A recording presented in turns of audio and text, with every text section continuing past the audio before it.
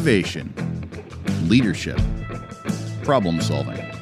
From the field to the front office, the construction industry is evolving, and the people driving that change are the ones we're here to talk to. Through candid conversations and real-world insights, we dive into the tools, the trends, and the tough decisions shaping the built world around us. This isn't just about buildings, it's about the people who build them.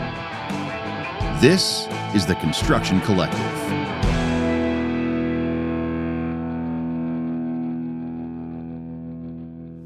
All right, welcome to the Construction Collective, innovators, leaders, and solutions driving the industry. Today, we're going to be talking about location, layout, and the big picture, site strategy, location, and commercial construction. And today, I welcome our first two guests here on our second episode. Andy English, owner and president of PlanIt Studios, a design firm that specializes in landscape architecture, environmental graphic design, signage design, and signage management. And Matt Gregory, executive managing director of NAI Ohio Equities, a full-service commercial real estate company representing clients for leasing and sales on both the buying and selling side and property management. So that was my quick introduction. We'll see how close I was. So Andy, tell us a bit about yourself and PlanIt Studios. So there's actually two owners, Pete Williams and myself. I actually started PlanIt Studios in 2006. You know, I had always had the urge to be my own owner and that. And I started out in the landscape architecture end of things, and very relevant to sort of the podcast today about site design, because that was one of my big things. And then my partner Pete and I, we had a history working for a big multi-dimensional firm, architecture firm. He went out on his own, a similar project brought us back together, and that's where the environmental graphic part of our firm came from. And but I've been sort of focusing on more on the private side of site planning, landscape architecture, that sort of thing. And that's been sort of what has always been a consistent, even though we've kind of gotten into other things in our firm. Right. I think we met in 2000, I want to say 2013, 2014 through Ed Rinaldi, who has probably made a million introductions of a million different people. Right. And we worked on a project at Allied Mineral, and you did the landscape architecture piece to that. And we continued our relationship, and I always joke, because I say the same thing about our company, and our marketing director Rachel hates it.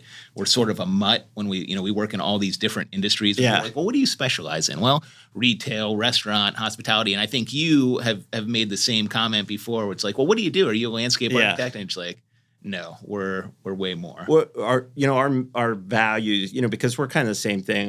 We're mud. It's like, well, what do you do? It's like, well, we're landscape architects. Whatever pays the bills. Yeah, right. And and that's sort of how we evolved. But our mission statement has really said, it's enhancing the user experience in complex environments. So, whether that's a hospital environment, whether it's a multifamily, it's that sort of thing. It's all about the user experience, and that's really what we've had focused in. And is like, at the end of the day, every project is going to have a user. So it's like, how do we make that user's environment better through, landscaping, through site design, signage, environmental graphics, all those things. So and how long has PlanIt been in business? I started PlanIt in 2006. Pete and I kind of came together in 2012. And then, we've been, so I would say probably 2006, and weathered, two economic downturns, a pandemic. So, what's next? Yeah, right. All right, exactly. All right. And sitting next to me, Matt Gregory. Matt, tell us a little bit about yourself and NAI. Sure, absolutely. So NAI was actually founded or Ohio Equities rather, was founded in 1971 by George Sandy Simpson. Now we're second generation family-owned company. His son Michael is running the company. We originally started as a subsidiary of the Ohio company, which was actually the investment arm of the Wolf family, who owned the Dispatch and WBNS. But we've been wholly owned now since, I think, 2012 as well. We bought out the Wolf family. I've been with the firm since 2002. I actually interned there during my senior year at Ohio State. Wow. So I'm celebrating my 23rd year. Congratulations. That's thank you. awesome. Thank you. In January of 23, I took over as managing director of the brokerage side of the office, and I oversee 26 licensed agents.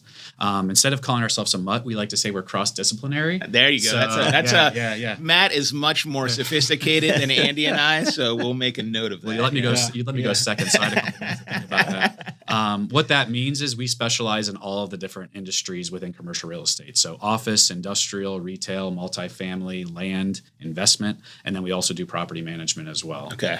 And like you said, so our marketing person always says, who is our target audience? And I just say yes. Yeah, exactly. In Columbus, though, I think that a lot of the companies like ourselves really fit the middle market because that's what most of the businesses are here in Columbus. Yeah. So. And you've seen the same downturns as Andy and I Yes, with the economic downturns, the pandemic, and I'm sure that was a lot of lessons learned and interesting times through all of it. For sure. I mean, the economic downturn, the Great Recession in 2008, one thing we couldn't say then is we didn't know how long it was going to last or when it was going to come back. No one was hiring, no banks were lending, no one was doing people wouldn't take real estate if you gave it to them. Right. But I always told everyone through COVID that things were different because the market fundamentals were still there. Right. We knew it was going to come back. I mean, I was bullish. I know it was a little bit of insensitive at the time to say that, not to worry about the economy or real estate, but at least in Columbus, Ohio, I knew that we were going to get back on our feet sooner rather than later. Well, that's a great segue to my first question here for you, Matt, is what does the market look like right now in Central Ohio, and what would you say is give us sort of the immediate outlook and sort of your long-term outlook of what you're seeing, and then we could all sort of chime in and say what we're seeing. When I talk about market fundamentals, the first thing people point to is interest rates. Interest rates are high from a 10-year, 15-year history, but they still relatively are low from a 100-year history standpoint. So just about adjusting expectations. But what I tell to people is even though interest rates are high, money is still readily available, right? If the project makes sense, if it's underwritten properly, banks are still willing to loan. But then on the flip side, construction costs, as you know more than anyone, are higher than they've ever been in Columbus's history. Yeah. But if there's one saving grace that came out of COVID is that construction did, I don't want to say cooled down in every sector, but there was not a lot of new projects started for about a 3-year time period, which actually helped things from a supply standpoint. There's a lack of supply, which doesn't help the business that's growing, that's looking for it, obviously, but from a real estate perspective, it helped balance out the equilibrium, I guess, between buyers and sellers or tenants and landlords. So that's helped. I would say we're at an equilibrium right now, which when you're at an equilibrium is when deals actually start happening again. So. Yeah, and I think, same thing. We've, banks, it's not like the Great Recession. That's why I keep telling people, and I don't know a lot about economics or finance, but I know during that Great Recession, everybody was scared about money. You couldn't get loans. You couldn't get lines of credit. That's not the situation we're in now. Where banks are liquid. They are willing to loan, but to people who have great balance sheets, right? And those folks who have great balance sheets are sort of protecting a little bit because we've been told, just like for the past 4 years, recession is coming, recession is coming. Interest rates are dropping. Well, they haven't dropped yet. So I think people are just being good stewards of their money and waiting for that interest rate drop. And I think as soon as that happens, the floodgates are going to open. So, question for you: do you remember back, coming out of COVID, how everything was so backlogged? 18 months to get a component or whatever. Has that caught up? Yeah, I think it has caught up. We see it in a few different industries. A lot of times on the HVAC equipment or electrical gear. Yeah, electrical gear is still. Some of the bigger gear, the 1600 amp stuff, can be a 52-week lead time. Wow! So it's still pretty far out there. Is that shorter or longer than 1 year? Just about. Yeah, just about. If my math, like I said, I'm not good in accounting or finance. So, but those industries are having the same problems that we're having in terms of labor and filling positions. So, it's all compounding. You're waiting for some of those bigger bigger Well- piece of equipment. Well, it's kind of interesting how you were saying about interest rates, because doing all the site planning and being on the upfront of projects. Don't get ahead of me. I I thought have some of these questions coming up. I that are thought gonna for address certain that. it would be. I thought for certain it would be. People would just shut things down, but we haven't seen it. In fact, we've actually seen an increase, which has been pretty interesting. We've seen some bigger projects get put on hold, but it's directly related to some of the uncertainty around tariffs, Right. and specific industries like automotive and manufacturing. I think those folks are sort of waiting for a little more guidance to see how we're gonna navigate that. So what are you seeing in terms of what developers and owners are prioritizing right now when they're looking for sites and commercial development? Yeah, I mean, it's all about meeting the market where it's at. And I would say on the office, industrial, and retail side, it's mostly build to suits. Yeah. There's not a lot of speculative development happening. The only spec development that's happening is in mixed use. Because that's what banks really are clamoring for right now. And then multifamily. Multifamily is the sector, and education. I think education and hospitals are the only ones that are outperforming ODOT. That's interesting. What about I'm going to sort of ask about Intel a little bit and some of the manufacturing or industrial type sites. Have you seen that sort of level out? Is there still a big need for that? Does Anduril have, is that going to drive some of that, or is that sort of cooled off a bit? Yeah, I think that what you're talking about is like the secondary users that need to co-locate around those big developments. And from an industrial manufacturing standpoint, those are the users that we see that want to co-locate around it. Obviously, residential, so multifamily, single family, and retail need to follow where those big developments happen. But office really has been lagging behind because, office space is more of a commodity to a certain degree. I mean, I specialize in office myself, so I don't want to give it a bad name, but people can, from an office standpoint, Easton isn't too far away. The existing office product in New Albany isn't too far away. But industrial needs to be built near Rickenbacker, near Lockbourne, near New Albany, from a logistical standpoint and from a supplier standpoint. They need to be right in that backyard because time does matter. And do you see with everyone going back to the office, and I've always been we never left during COVID. We stayed in the office because we had guys in the field. So my thought around that was, if I have guys in the field, we're going to be in the office. So we've never really been away. Now we have more of a hybrid, which I think a lot of companies, if you're not doing a hybrid, you're just way behind the times, right? And as owners, how do you manage that? Sure. But do you anticipate more office space being built or coming online, or with more people back to the office? Is there going to be going to drive that market a little bit? Yeah, for sure. We've really seen a boomerang from that standpoint. We all knew it would get here eventually. We just didn't know how long it would take. I think almost every major employer has announced a return to the office standpoint. It's just about whatever that hybrid schedule is. The traffic is definitely much busier on Tuesday, Wednesday, Thursday than it is Monday, Friday. It's unbelievable. It is. It's unbelievable. It is. Yeah. I don't know whenever I'm sitting in traffic if I think it's a good thing or a bad thing. Yeah. It's a good thing. So the interesting thing in office, different from the other sectors, is the office is all about the recruitment and retention of employees. It's not so much about how many widgets are you going to be able to sell or how many things are you going to be able to ship. So from a logistical standpoint, it's not as important about your location. You have to be close to your workforce, and you want to be. But now it's all about being close to the amenities. How close is that hotel or the restaurants? Yeah. Do you have a golf simulator in your office? Right. Yeah. Right. Yeah. That's almost becoming oversaturated. But the thing that's holding back office, so as far as new office development, outside of build-to-suits or in mixed-use environments, I don't see spec office coming back anytime soon. And the reason for it is the lease rates haven't caught up to how much the construction costs are for the new build. Columbus I've been in the market, a little over 20 years, and just within the last 5, just really since COVID started, have we seen tenants contributing to their build-out? Historically, the landlord that won was the one willing to pay for 100% of the build out, and they're just not able to cover the cost of the build outs anymore. So tenants have to contribute, and there's actually a lack of Class A and even B plus second generation space that's move-in ready.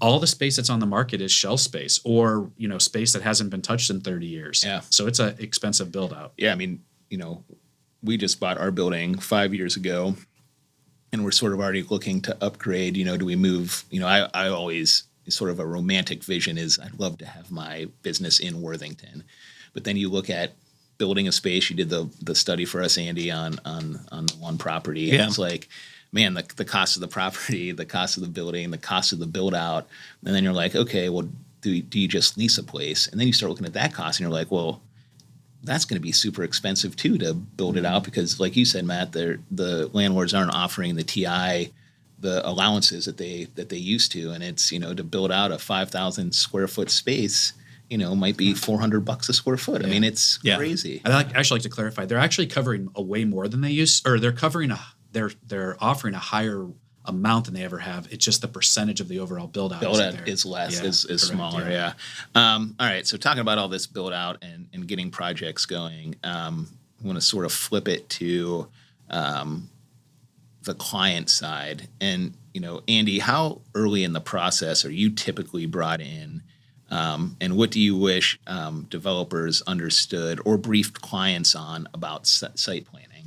Yeah, so I think when people hear landscape architect, they focus in on the landscape, and I usually get, my flowers aren't doing real well in my backyard. Can you come over? And it's like, it's not what we do, And I think it's probably our profession, and we've done a lot better job of telling people what landscape architects do. And I just basically say, hey, a landscape architect's environment is anything outside of the building walls. That's sort of our palette. We always say we like to get involved, right out of the chute. Now we're a little bit different because all of our landscape architects on staff had a stint in design build, so we kind of understand the functional aspect of, and ultimately what's going to drive, the construction costs and our part in it. Yep.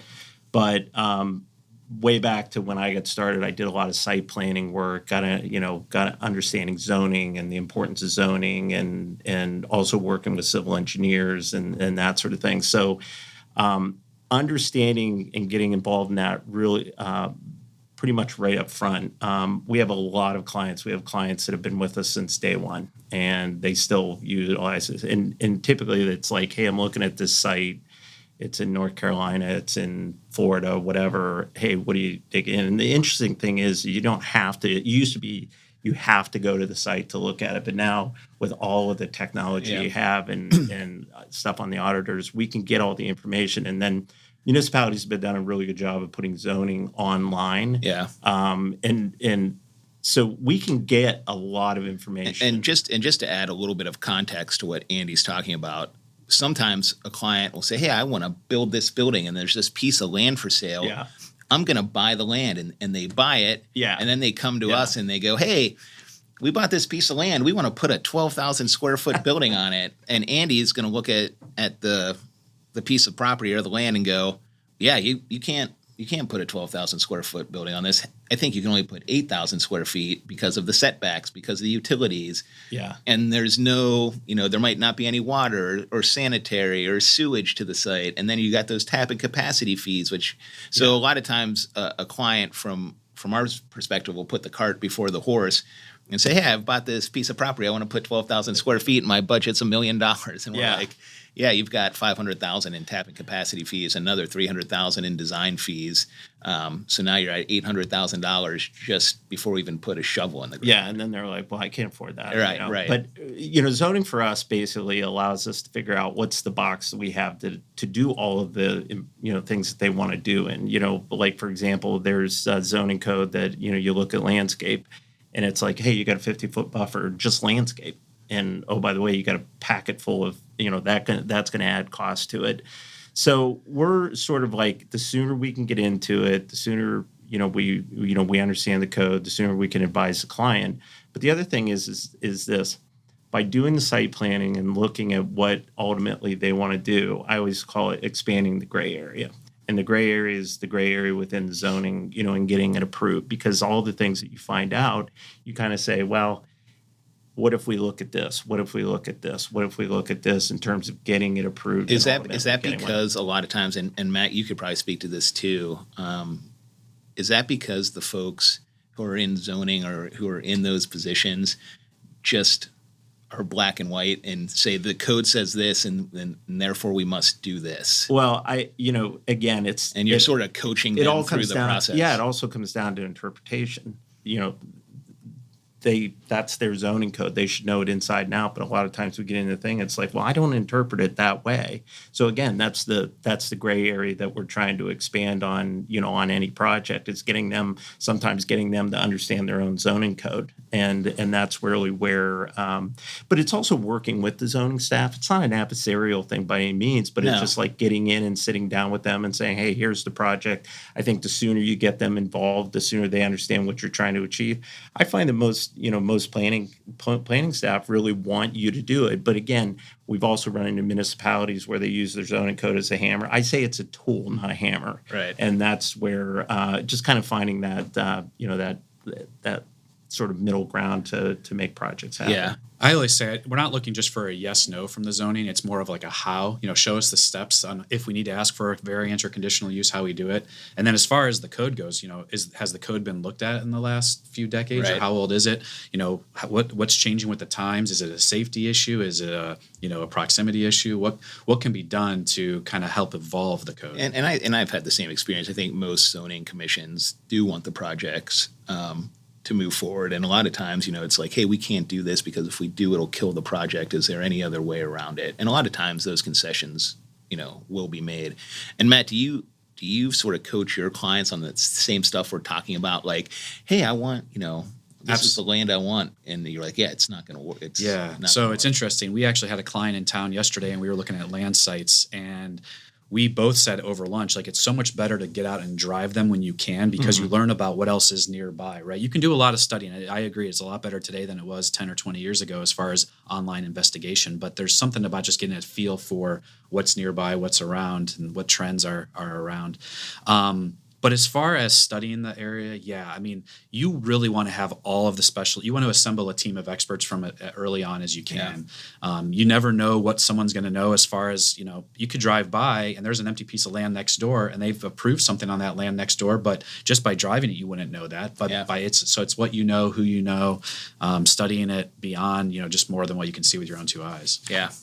A lot of things to consider when you're building a new project. So I'm going to lob these questions out and you guys could fight over who wants to answer them. So what are a few of the top things you would tell, or what are a few of the top things you wish clients knew when it came to leasing or building a new space? And we sort of touched on that a little bit. Well, just that there's a lot more costs and time involved than you would ever think, right? And it's not good to cut corners. It's not you want to go in eyes wide open. So you want to know absolutely everything that it's going to cost with a contingency from the beginning. And, a deal, from beginning to end, it's not taking 12 to 14 months anymore. It's taking, 18 to 24 months minimum, right? And I think we tell our clients the same thing is like, hey, get us involved early and often. Like, let us, when you start getting these plans developed, when it's the napkin sketch, let us price it. And that way you could wrap your head around what the cost is. And you could say, hey, great, that's sort of what I had in mind. Or, oh my gosh, that's crazy. Okay, well, realistically, if we cut some of these things, we can maybe get down into this price range. Does that work? And if the answer is no, then you can move on to something else and you've saved all that time and money. We used to, early on, a lot of companies used to do what they called site investigation reports, which was basically a manual like this, and we would produce them for them, but they would have, early on we did work for Advanced Auto Parts, McDonald's, things like that, and they would have you had checklist. To answer all of these questions, right down to, what's going to happen in the food prep area. And it was amazing the deals that would be killed if, like Advanced Auto, they couldn't get their signage the way that they wanted their signage. Beautiful site, perfect site. They would kill the deal, and it's interesting. And I think that's also another part is understanding the client and what makes them tick and what they're looking for. Because the more you get to know that, and I would also say the team too, because a lot of times we'll get the team gets shifted. Like, hey, you're working with another civil, you're doing that kind of thing. If you have a team that's all working together and they understand each other, now we're working on all well, these cylinders. that's when it becomes super fun, right? Because that's when you start. You're very collaborative in that process, and any of those issues that come up, somebody's like, I mean, how many meetings have you sat in for these projects where you're like, oh man, this thing is toast. Like we're not going to be able to get around this issue, and then somebody will go, what if we? Yeah. And you're like, well, wait a second. I think we can do that. Then you figure out the problem. That's what makes that. Yeah, and it's also team process fun. Using past experiences too. It's like, hey, do you remember we did that site and this is how we overcame that? Let's move it forward. It's like, yeah. So if you have a team that's like working together, everything from the person finding the site all the way to the person putting a hammer on the wall, it's like that just and it's also a huge cost savings for the client. Yeah. If they're bringing back the same team and things like that, it's really and good. that sort of brings what I see is one of the biggest issues is folks don't want to spend the amount of time it takes to plan a project and we see it. We're the last person to touch it usually, and it's like 16 weeks. What do you mean it's going to take 16 weeks to build? It's like, well, it's 5,000 square feet, and I've got a hood and 3 electrical panels and fire alarm and sprinkler. Like 16 weeks you should be going, oh my goodness, that's amazing. And from their perspective, what I always tell everyone else that's at our table is that for them, they're handcuffed from making more money in their business, right? They have a need for a reason, and it's holding them back from doing that. The other thing I was going to mention when you were talking about some of the corporations that have very specific guidelines, I actually prefer that than the opposite, because I've sat in so many rooms where early on they ask me my opinion about something, and I tell them the reasons why this site does not make sense, and their eyes are on, we got to do this, and they push through that, and then someone else from their team comes along in the process 9 months down the road, and they're like, wait a second, this doesn't have the right signage, and you're like, yeah, we talked about that early on, and then it kiboshes a deal. So a waste of time is even worse than not putting in the time. I won't mention the client, but they're a very well-known brand. Orange is in their branding everywhere. We were doing a project in Cleveland, and their zoning or signage, it could only be red. Right. Everything was red. And they were like, well, no, our sign is orange. It has to be orange. This is our marketing. And they were like, no, it has to be red here. And all that time to put the pricing together, get the subcontractors lined up, ready to go, it ended up killing the deal. Yeah. And that's always been that's also another piece that always gets kind of overlooked, but we always bring it is because we have the signage aspect of what we do. We're already looking at the signage, like when we're looking at the site, like, hey, you're not going to get your signage on that, but here's how we can forget it. And then also like laying out the landscape on it. If the landscape's, if the zoning code requires heavy landscape buffer, and I want my sign there, it's like, okay, how are we going to do that? Right. So we're getting that right out of the beginning instead of waiting until it's like, hey, we just planted a bunch of trees and I can't see my sign now. It's like, well, these are all things. I always say it's pencil on paper. I would rather make decisions when pencil's on paper because it's less expensive to make changes than it is when it's actually going into the ground. Yeah, and I think, the best clients understand that, and they take that time up front to make sure all those questions are answered, the plan is in place, you have your signage permits, you know if you're dealing with a jurisdiction that requires heavy landscape, and you understand what those costs are, and you get it all dialed in. So someone mentioned it's all about the experience of the client too. Some clients are doing 10 deals a year, and some are doing one every 5 to 10 years, and when that happens, they don't have the prior experience. So you really have to hold their hand. What makes a general contractor a great partner from your experience? From my experience, one that's a deal maker, one that isn't coming to it just to, with shock value or, scaring people right out of the gate. It's more of, hey, we've got this. We understand. You have to understand the needs of the client, but then you're laying out a process that makes it work for everyone. Right. Well, and Sean, just having worked with you, I mean, I've worked with general contractors that are about the bottom line, but I think you're in the world of number one, I want to understand my client. Number two, I want this to be a repeat client. I don't want it to be a one-time deal, and I think that comes through in everything that I've worked with you on in the projects. Well, thank you, Andy. Continue. Keep going. Go ahead. So continue on. Rachel, put down the cue card. Right. Okay, look, right. Where's the applause meter for that thing? Yeah. No, I always believe it's like you get everybody together, and it's frustrating when a client says, "Hey, we're going to use this other person, or hey, you're too expensive. Because again, I keep going back to the team. The team is going to make you, and if we're really good at what we do, we're going to see repeat business. I just had someone in my office ask me the other day, and we're constantly doing this, right? Like, hey, here's the drawings. Can you get us a price? And we give them a price, and they're like, oh, that's too much. We can't do it. And it's my answer is always like, well, where do you need to be? What can we do to make this project happen? I'm a capitalist just like anyone else, right? But I don't need to hit a home run on every single project. So I want to see the project move forward. And if it's something we can do with value engineering or thinking outside of the box, we want to see that project happen, right? Our job, and I think a lot of the times it's what's the easy way out? Here's our price, take it or leave it, go. We want to say, hey, look, and this is part of building the relationship, Andy. Like, I love building projects, one in my backyard. I love working with our clients. I love, I'm like a kid. When we get into a blank space and it's like, oh my gosh, I don't know if we can do this. Yeah, let's do it. Let's find a way. And then you see the space come to life and the client happy. They're in there operating. Hopefully their business is a success. To me, that's the real joy in what we do, is finding a way to work through that. And so, it's like that's to our employees. That's why we do it, right? You're gonna. I think by doing that, like you said, we're about the repeat business. We're about, hey, work with Hanlon Rinaldi. They're a great firm to work with. Right. One other thing I was going to add, when it comes to the budget, sometimes it's important to challenge the budget. Like, where do they get that number from? They just think that they know what they want. I mean, obviously everyone wants to be price conscious, right? But have they talked to their banker? Have they talked to their CFO? You want to get a lot of. There is something to be said about value engineering, but you also want to deliver a project that's going to help them achieve their goals and their objectives. So 100%. Sometimes stretching the budget is more important. Yeah, I mean, those value engineering ideas, when we go through that exercise, we bring them all to the table. And we bring them to the table with, hey, we just want you to see everything that's available.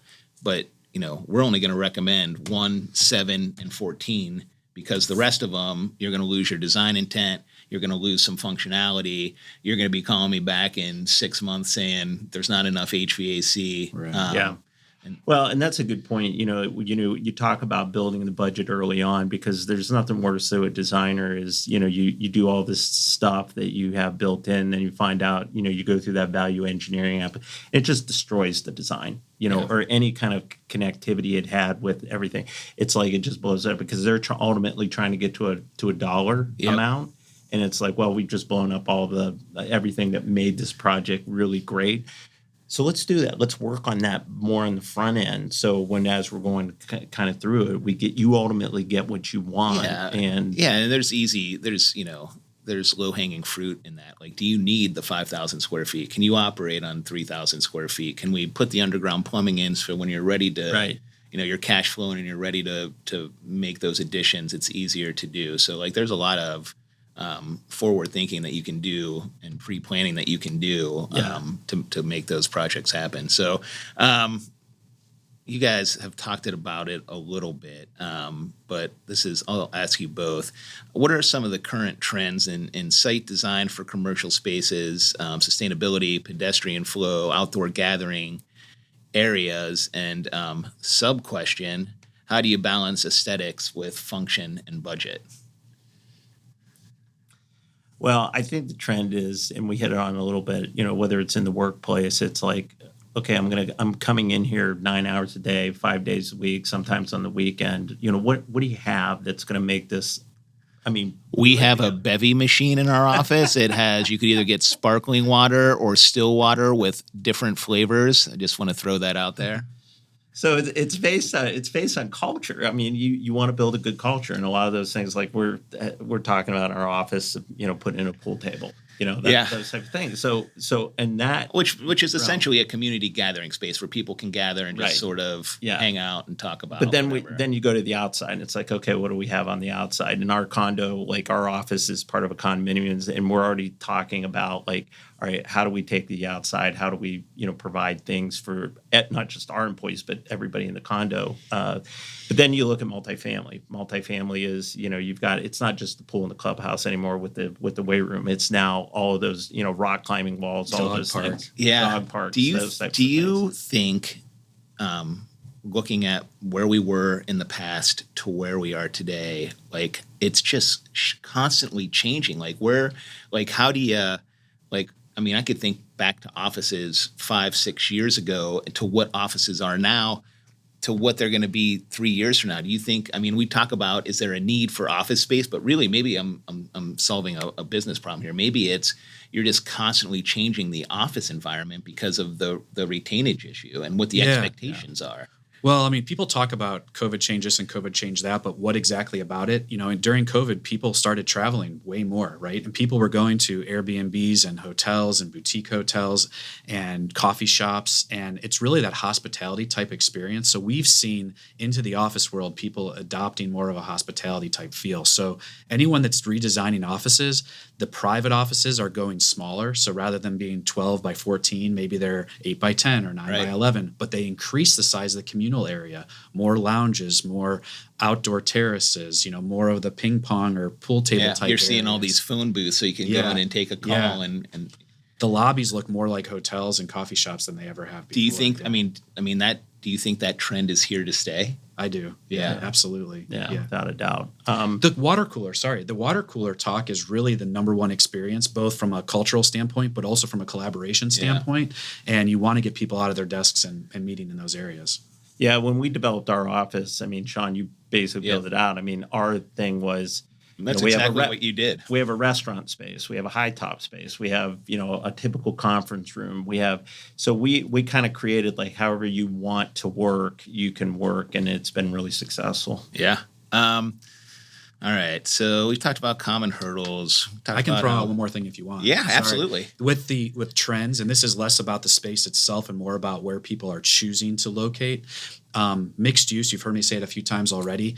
One reason mixed use is so popular is because it gets easier to finance. If you have residential, the bank underwrites the residential as if it's full the day that the project's completed. Whereas with office and retail, there's going to be an absorption schedule that could take 12 to 24 months before, maybe even longer, before it's full.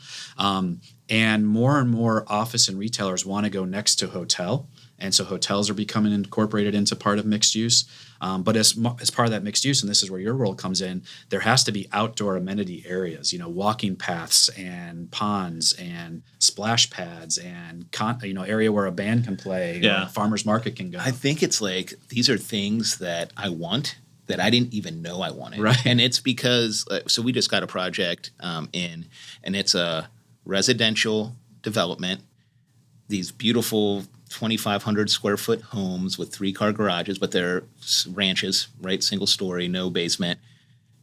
They have a huge clubhouse, 16,000 square feet. Wow. Golf simulators, a craft room, a little bar lounge area, a TV sitting area. Where was this stuff when I... Well, so that's what I'm talking about. This is the comment of like, I didn't even know I wanted these things, right? and it's as talking to the developer on it, and it's for Gen Xers, right? Yeah. And so I went home and we just did some renovations on our house, and I'm like, we're staying here forever. Like we literally just got done with them.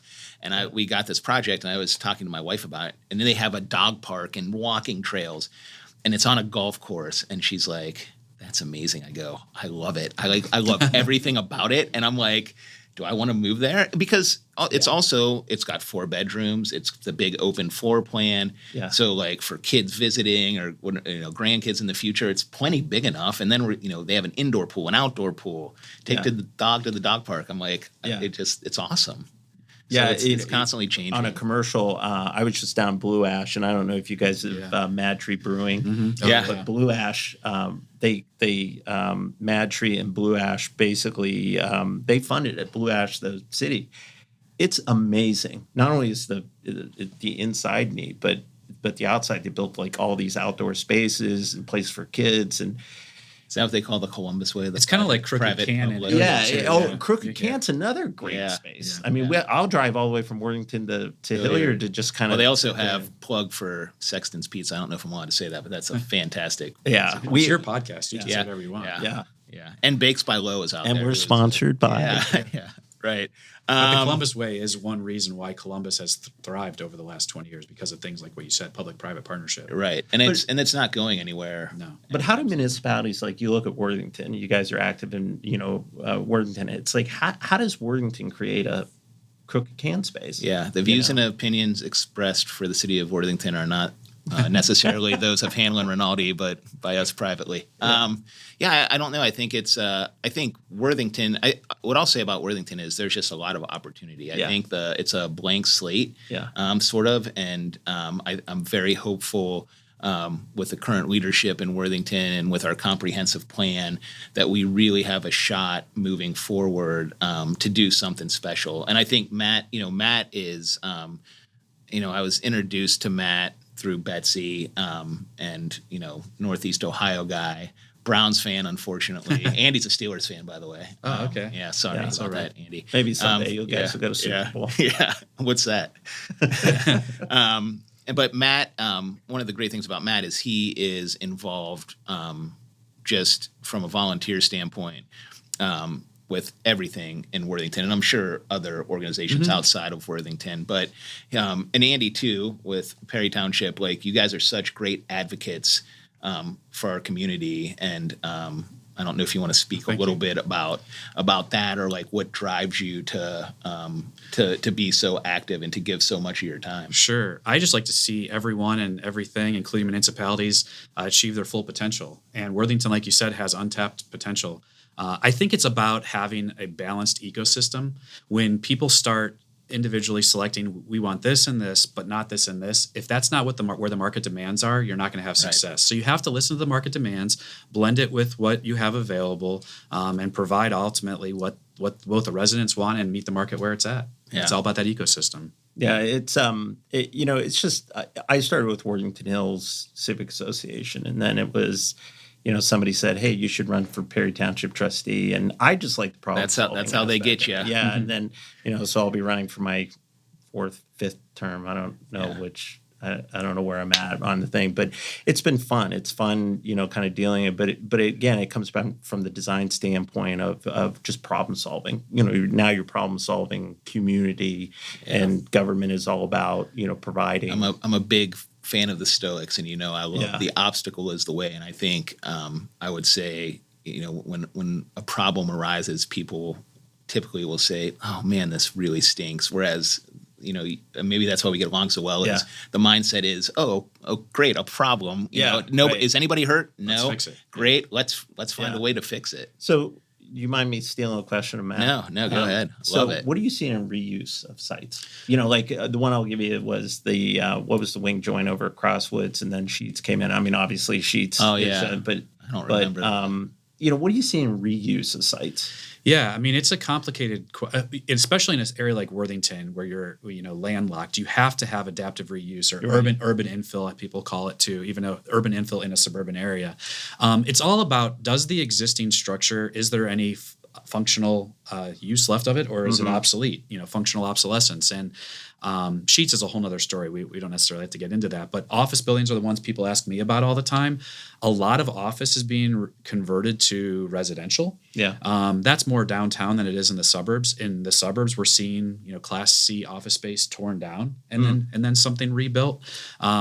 This is where more comes into, you get with the engineers and the architects and the contractors, and you find out, is it more cost effective to tear it down and start over, or is there functional reuse left of that space? And what I have seen in my career are the buildings that are 100 years old are the real ones that are built to stand the test of time and have high ceilings and a lot of large windows, and they're cool. They're actually a draw. Have some character. Yeah, have character. But a lot of the buildings that were built 40, 50, 60 years ago, they were built in a time like the gas crisis, and so they have low ceilings or the overhangs, or they just weren't.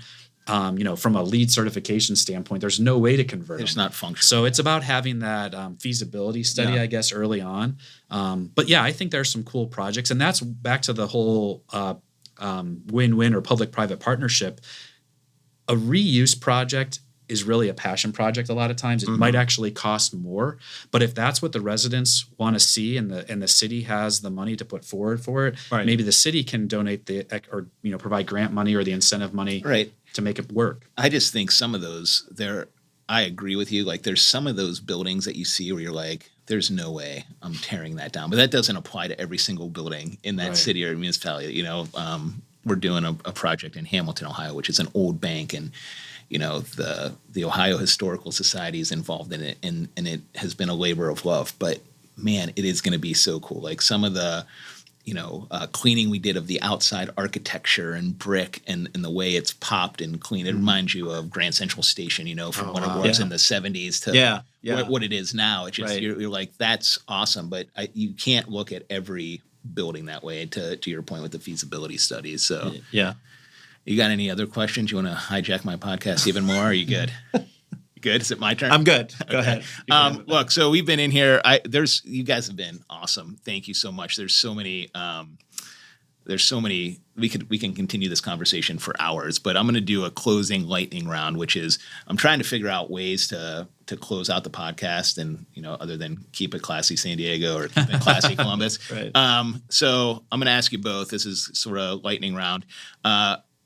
Favorite recent project and why?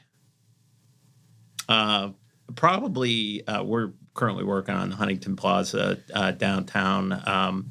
It was one of my first projects when I was a young landscape architect at MBBJ. Okay. Did that, and then 25 years later, I get a call from an architect saying, "Hey, I got this," and I was like, "Oh, interesting." I get another stab at it. 25 years later. So it's been really fun. Cool. I'm going to give you two. So I have one downtown, which is the Merchant Building. Okay. A new tower that's being built in the North Market parking lot. It's so transformational for the city skyline. A mixed-use project. Yep. And then locally here in our backyard in Worthington is the project called the Worthington Gateway that I was working on. Yeah. Pretty much the first mixed-use project in Worthington in over 10 years, and only the second one in the last 20 years. So, and it's been a wild success. Yeah. Big fan of Sweat House over there. Anyways, into contrast therapy. Also fan of Teriyaki Madness over there. Lions Cub cookies. Big fan of that. I might spend as many hours there as I do at my house. Yeah, that's why I have to go to contrast therapy. I have to sit in the sauna because I'm eating Lions Cub and Teriyaki Madness. Okay. Most common misconception about your role?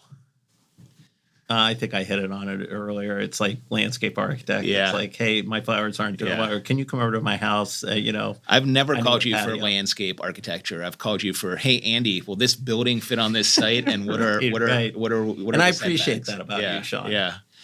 In the commercial real estate brokerage world, it's when people think they can only call us in once they have an exact directive. We like to be a part of the project early on and advise from all angles. It's not just, okay, we're ready to move forward with this.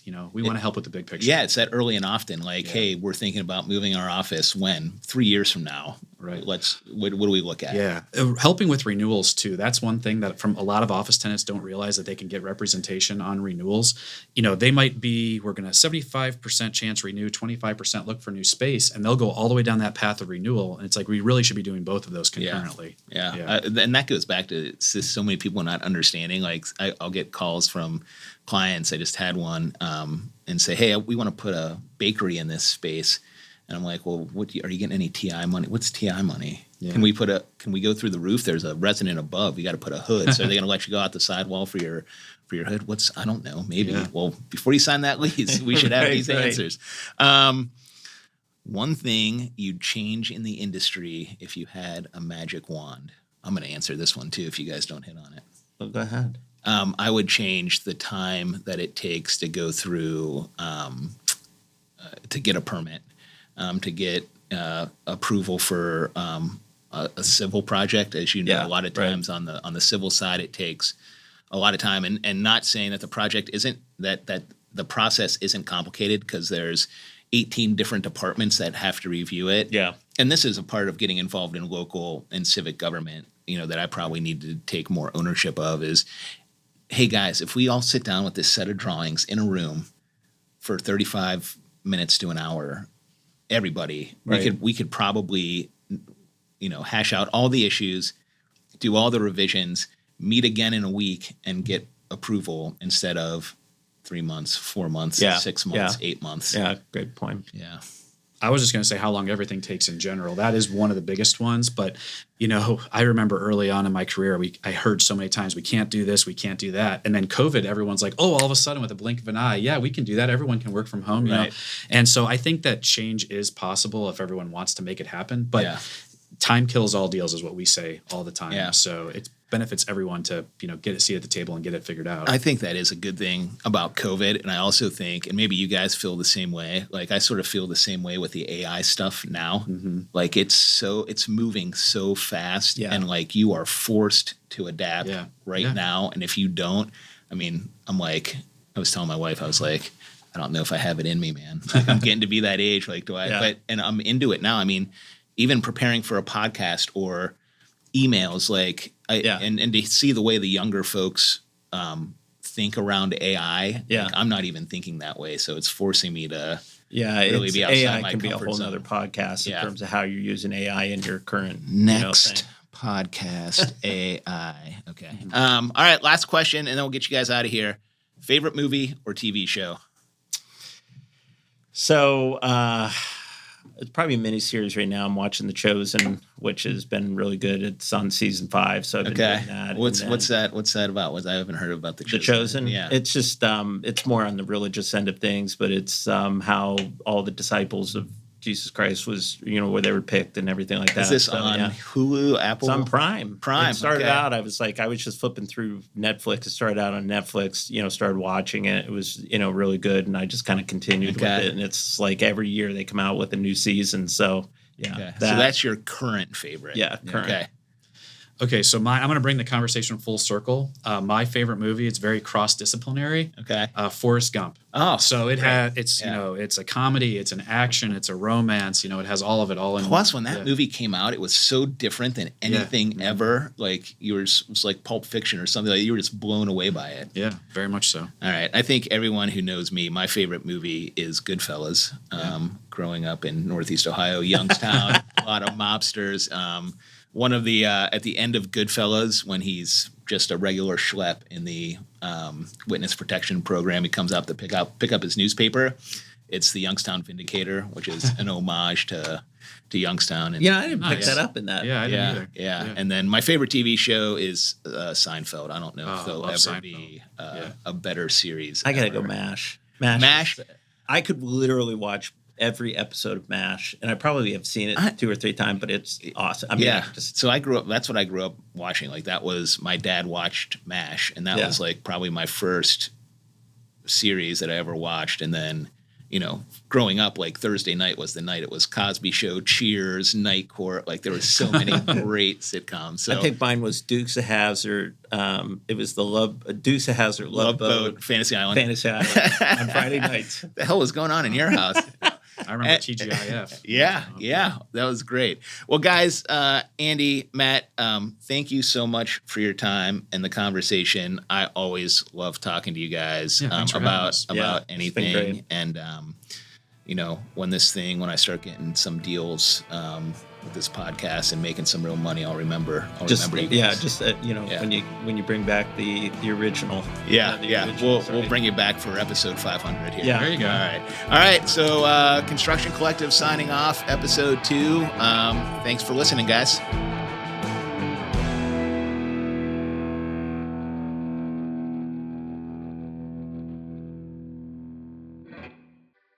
Boxland Media.